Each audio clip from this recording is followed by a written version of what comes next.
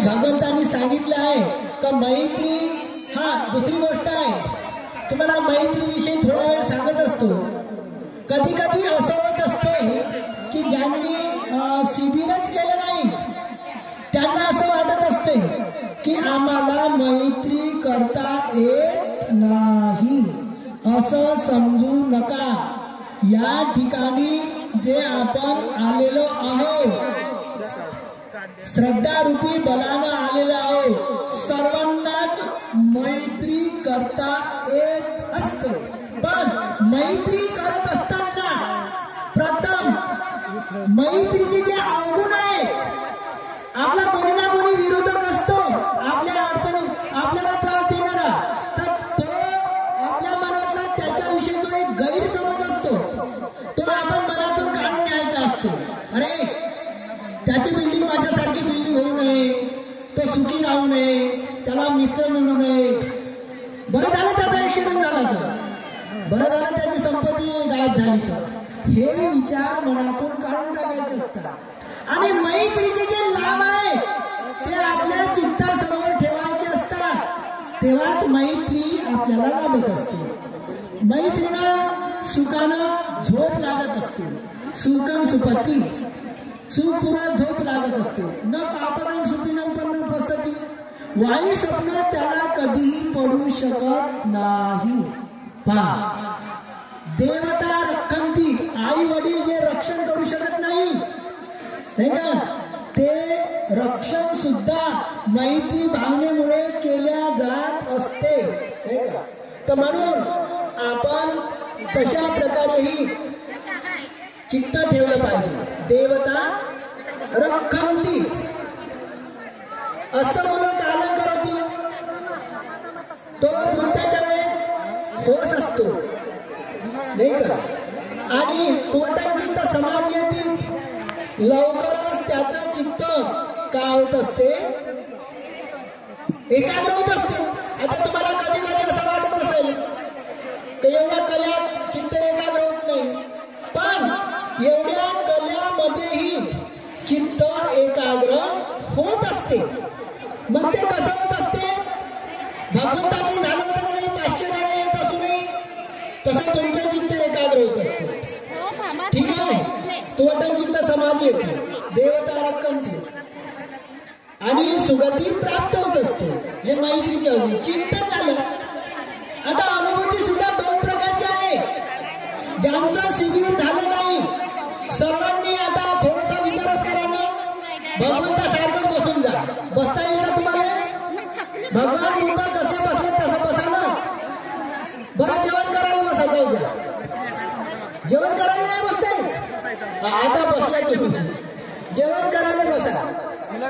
आता याच्यात ज्यांनी शिबिर केलं नाही त्यांनी सत्याची अनुभूती घेत राहायची। आपल्या जिवंतपणाचं सत्य काय आहे माहित आहे ना? हा, श्वास जात आहे आणि येत आहे, हे काय आहे? जिवंतपणाचं एक सत्य आहे। ठीक आहे, हा, ज्यांचं शिबिर झालं नाही त्यांनी बुद्धाचा धर्म नष्ट होऊ शकत नाही। बुद्धाचा धर्म जे सत्य सांगत असतात लोक, सत्याच्या आधारावर सुख मिळते, शांती मिळते, पण बुद्ध त्याच्या पलीकडे परमसुखासाठी परमार्थ सत्याचा उपदेश करत असतात।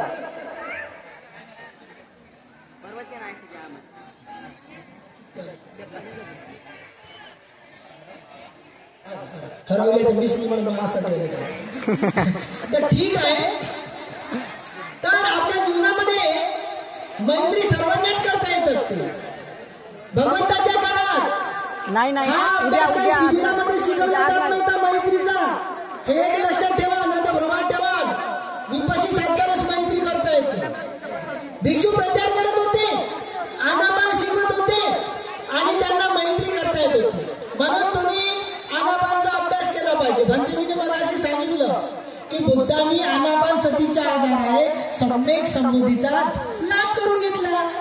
अनेक जाती संसार, तुम्ही श्रद्धारूपी संपत्ती घेऊन आले आहे, म्हणून तुम्ही भगवंतासारखं बसून श्वास जात आहे येत आहे पहा, आणि घरी गेल्यानंतर कारण का शेवट आपला श्वासच आहे ना, जाणारा येणारा. कधी शिबिर न करता मेल्यास तुम्ही, मी नाही मरा म्हणत, पण मेल्यास तर कमीत कमी श्वास पाहत पाहत तर मेल्या पाहिजे, म्हणजे आम्हाला परित्राण घ्यासाठी बरं होईल. ठीक आहे, तर म्हणून ठीक आहे ना, म्हणून श्वास पाहत पाहत थोडे मरा होता, बसून मरा. हा, श्वास पाहत मरा म्हणजे डोळे लावून घ्या. मेल्या माणसाचे डोळे लागत असते ना. हा, आम्ही काय तुमच्यासाठी मरणाची गाथा नाही म्हणत. हा, ठीक आहे. हा, आता तुम्ही काय मरणार नाही, तुम्हाला भीती वाटली भंतेची मरणाची गाथा म्हणते म्हणून नाही म्हणत. भंतेची म्हणते चेती साप येऊन इथून आल्या म्हणते, सापासारख्या तुम्ही लंब्या झाल्या म्हणते, नाही का, सापासारख्या लंब्या झाल्या म्हणते, मी नाही म्हणत. ठीक आहे, तर मैत्री करत असताना काय केलं पाहिजे नाही का, मैत्री करत असताना आपण मैत्री करत असताना परमाणूची जाणीव झाली पाहिजे.